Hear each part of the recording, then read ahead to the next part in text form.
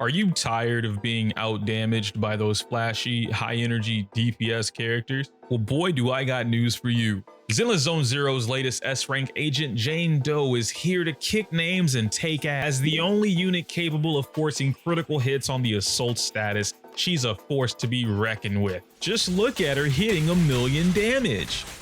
Now that's a lot of damage!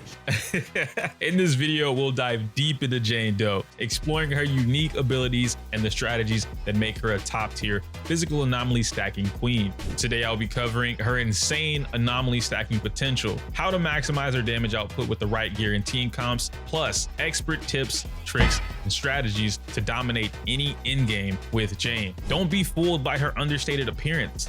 Jane Doe is a hidden gem that's about to shake up the entire meta. Everyone get ready to witness the power of the uncrowned anomaly queen.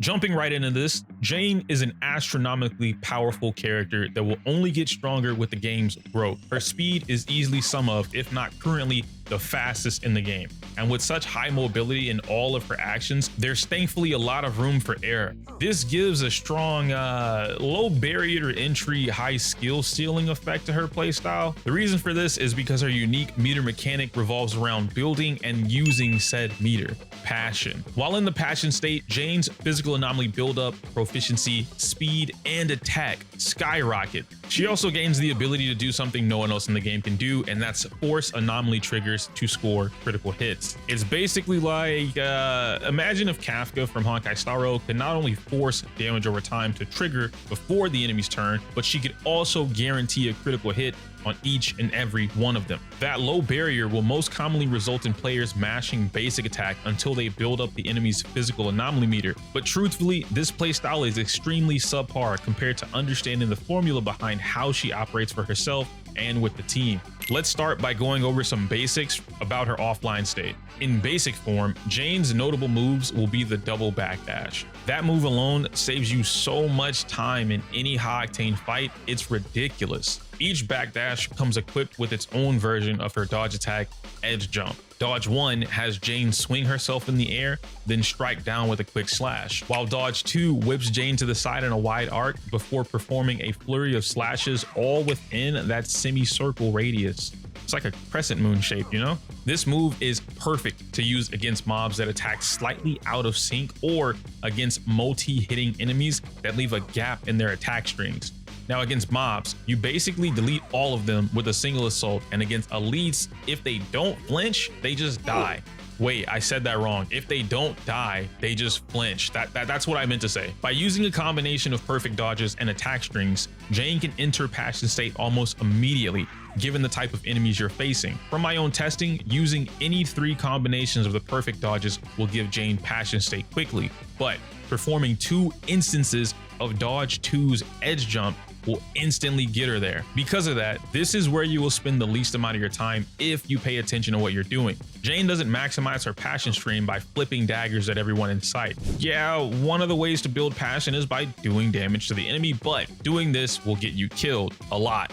Obviously, this is an exaggeration to stress the point, but regardless, you should be taking advantage of her kit, especially in her online state.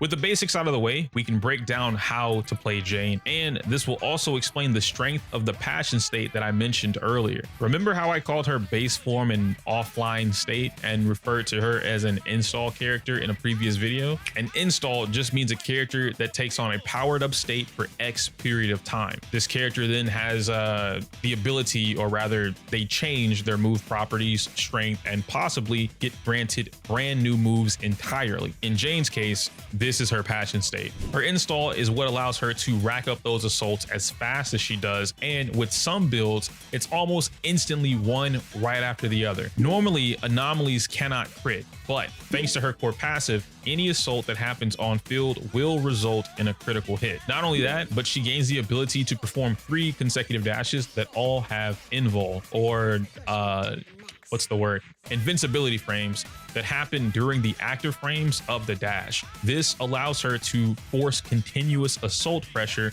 on anyone on the field. She also gains a new move, the Sao Cho jump or Sao Cow jump. I honestly don't know how to pronounce that. This move is exclusive to Passion State and a great way to not only rack up over 50% physical anomaly on any enemy in the game, but also build passion stream while being in the passion state. All of that helping to keep Jane in her strongest form. Now, normally this is the part where I show you guys some cool pop-up with a combo that has some sauce, but Jane surprisingly doesn't really need one. This is a part of that low barrier to entry thing that I mentioned earlier. Most of her expertise derives from whether or not your execution can keep up with what she demands on the field. At her highest levels of play, which I'm not even there yet, you'll see a constant flux of switch tech from the entire team to the point it just looks like everyone is on the field blowing someone's back out. Instead of a couple combos, I'll give you guys the specialized conclusion of my notes after about a week of experimenting in game. And the results? Dodge everything. I know that sounds crazy when I say it out loud, but I mean it. She gains so much from perfect dodges that eventually it got to a point where I only sought out dodging the enemy's attacks, because instead of slamming your mouse 6 times for a full string of attacks, after the perfect dodge, you only have to press basic attack twice, and you get the most of her damage with the fastest results. This quick combo style also delivers about 55% physical buildup against any elite in the game that isn't physical resistant, meaning just 2 of these combo strings will get someone charged with battery and assault. From this point, once you get more familiar with how Jane operates on her own, when and why you are making the choices you do against certain enemies, that's when you can start adding teammates. Now, me personally, I treated the team building process just like I did with Marvel vs. Capcom, where I added 1 new unit at a time. In this case, it was Seth, who I believe is her current strongest partner. I'll go more into detail during the team section, but Seth brings a lot to the table that Jane adores, and with his unique ability to reverse quick assist while buffing, it feels like he always has her back. Parry into the super amped elemental discharge, followed by quick assist into Jane, who instantly deletes something by assault just for an elite to attack, and you see Seth jump right back out to protect his new girlfriend. Jane and Seth are such a strong core alone that you don't really need a third, but adding a third is where the rest of your how to play Jane comes from. Rena, Lucy, Grace, or even Ching Yi all have pros and cons to why they should be on the team and what they can do. But this time, I'm giving you guys homework. Pick a third character and send me your crazy Jane clips with whatever team you build. I'm interested to see what you come up with and how you do it. Until then, let's quickly talk about our Mindscape cinemas.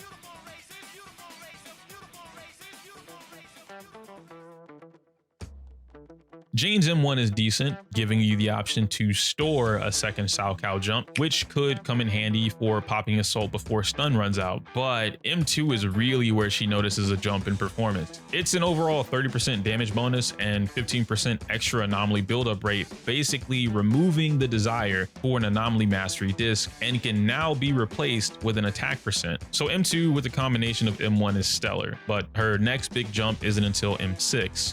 That Mindscape increases her natural crit rate and damage by a 1-to-2 ratio, meaning you can look into some form of a crit-based build now. Not only that, but anytime an assault is triggered on the field, Jane instantly enters her passion install and gains max passion stream. Then, for every critical assault that happens, she'll deal an additional random dose of physical damage equal to 1600% of her anomaly proficiency. Without getting too deep into the math, that's basically a lot. So even though I really want M6 because of the profile banner, there is no way I can justify going for this. Not because it's not broken, but because I'm broke.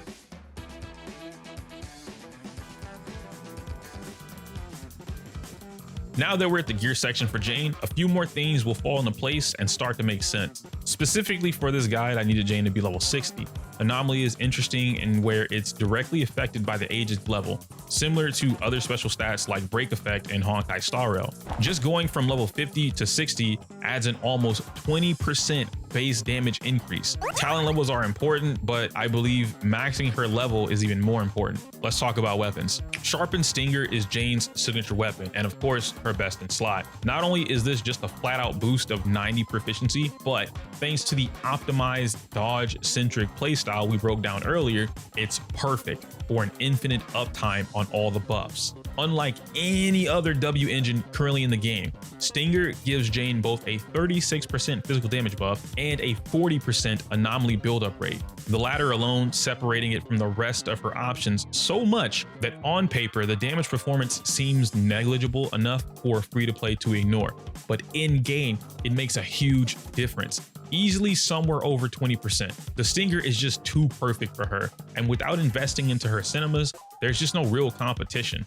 Fusion Compiler is the next best option and can be pulled from the shop, given you properly saved your currency. Fusion gives a solid 24% ratio, combat attack percent, and a 75 anomaly proficiency stack for just using any special attack. That's super easy to upkeep, by the way, when it comes to Jane's playstyle, and since it's not exclusive to an EX special, it means the amount of meter you have is irrelevant. Pair this with Rena and a penetration ratio disc 5, and Jane now has nearly 100% penetration rate every time she hits the field. This weapon further excels with M2 Jane due to her replacing those missing stats that way. Lastly will be my craftable free-to-play options, Weeping Gemini and Rainforest Gourmet. Electro Lip Gloss is without a doubt stronger, and if you have it, use it, but that's not free. Rainforest is a decent option, but has the conditional of consuming energy to gain a combat attack buff. For the max 40%, you would need to use at least 2 EX skills quickly within 10 seconds, since each stack is calculated separately and not in total. So it's not bad, but you can see how the damage performance in-game will drastically differ from the W engines that are just automatically on. Weeping Gemini is my preferred free-to-play choice here, given the natural 25% attack boost and the stackable anomaly proficiency it provides through natural gameplay. While I don't expect anyone to gain all 4 instantly, it's great for boss fights, since you can stack them passively before triggering a stun. Then take full advantage during that burst window with nearly 200 extra proficiency under your belt. It also forces you to learn how to play an anomaly team in order to maximize its benefits. This is 100% my go-to free-to-play option. If we take a look at disk drives, the only set you should be aiming to build is Fanged Metal. The 35% additional damage on top of her already busted kit just for triggering assaults is just unmatched. A 2-piece Freedom Blues is my personal favorite, but in the event you're already capped out on anomaly proficiency, then Hormone Pump works as a fantastic option here. Your desired main stats will be anomaly proficiency on the 4th disc depending on your team, physical damage bonus or penetration rate for disc 5, mostly dependent on which of them has the best substats, and attack percent or anomaly mastery on disc 6. I personally run attack percent because my playstyle is different with a burst Necromata in the back, but the mastery disc gives you access to triggering assault almost instantly, one after another, thanks to there being a 3-second ICD on each anomaly trigger.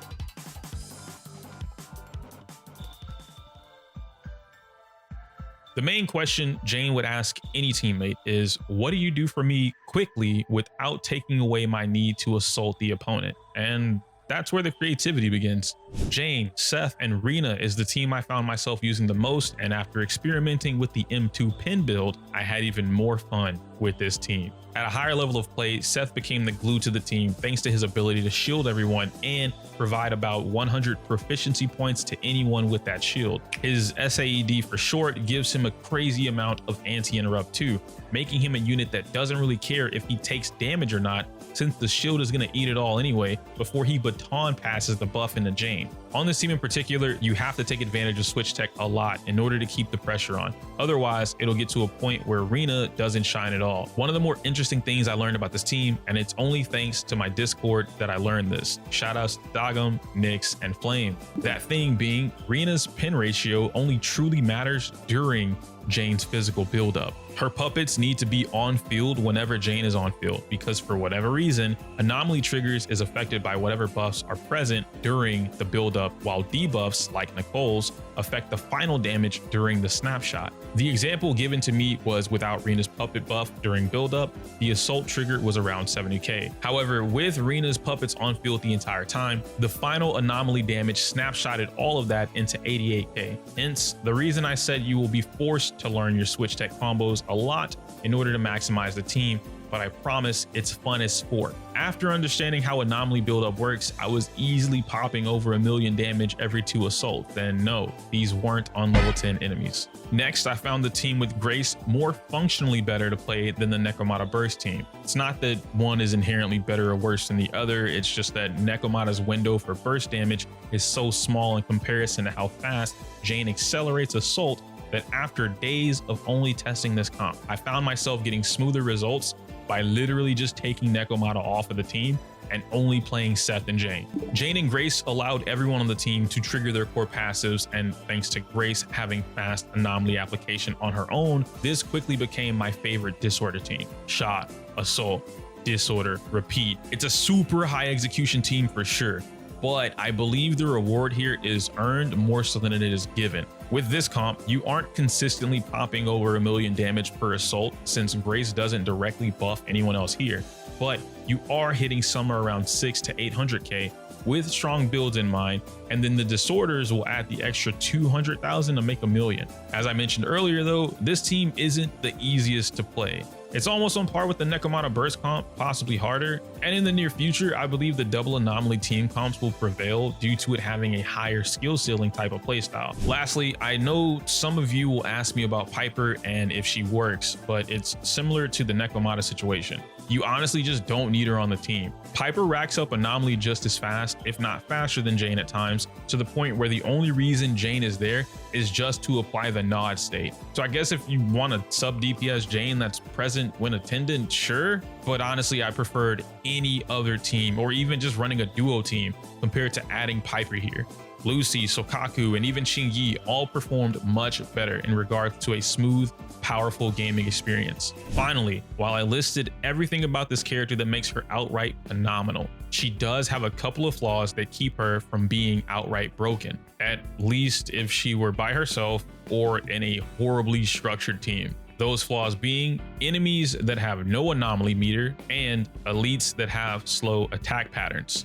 Let me explain. For enemies that have no anomaly meter, this is where the second half of your team comes into play. Nekomata makes quick work of enemies like this, which is a huge plus to actually having her on your squad. But these enemies are few and far in between right now. The next weakness involves enemies that simply don't attack enough. I know that sounds weird, especially with the whole like Zenless's baby's first match, but some enemies in the game just have these oddly spaced out attacks to the point that if you're not constantly on top of them with popping anomalies, that stun meter will take forever to build. Ultimately, I wouldn't let those faults of the character completely deter you. Jane is an absolute monster in this game, and with the path becoming more and more clear about vertical investment being the way to go, she'll only get better over time. If you want her, pull her. If you don't, then I don't know, get fucked. Guys, thank you for watching today's video and making it to the end. If you enjoyed it or want to see more content from me, feel free to like the video, comment, and subscribe. I can't say my usual outro because it's inappropriate for YouTube. Smell you later.